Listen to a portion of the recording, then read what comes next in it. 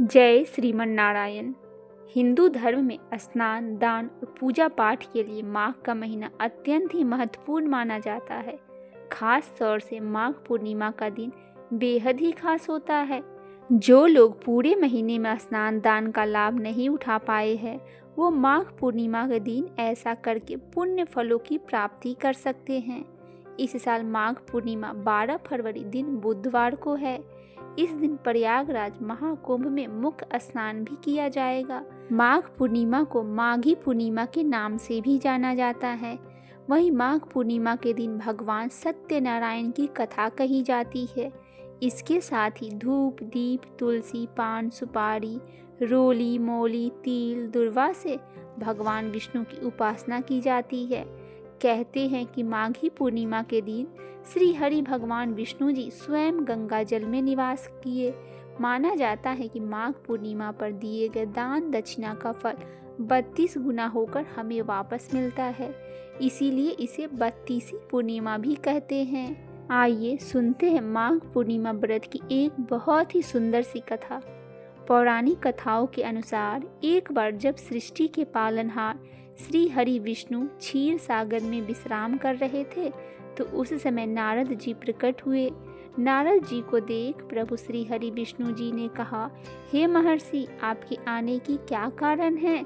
तब नारद जी ने बताया कि मुझे ऐसा कोई उपाय या सुझाव बताइए जिसे करने से लोगों का कल्याण हो सके। तब श्री हरि विष्णु जी ने कहा, जो साधक संसार के सुखों को भोगना चाहता है और मृत्यु के बाद परलोक या बैकुंठ की प्राप्ति का वरदान चाहता है, तो वह पूर्णिमा तिथि के दिन पूरी श्रद्धा और आराधना से सत्यनारायण की पूजा अर्चना और कथा करनी चाहिए। इसके बाद नारद मुनि जी ने प्रभु श्री हरि विष्णु जी से व्रत की विधि के बारे में विस्तार से ज्ञान दिया। साथ ही विष्णु जी ने कहा कि इस व्रत में दिन भर उपवास रखना शुभ माना जाता है और शाम को भगवान सत्यनारायण की कथा और पाठ करना चाहिए और प्रभु को भोग अर्पित करें। ऐसा करने से सत्यनारायण देव प्रसन्न होकर अपना आशीर्वाद प्रदान करते हैं। आइए सुनते हैं पूर्णिमा व्रत की एक और कथा।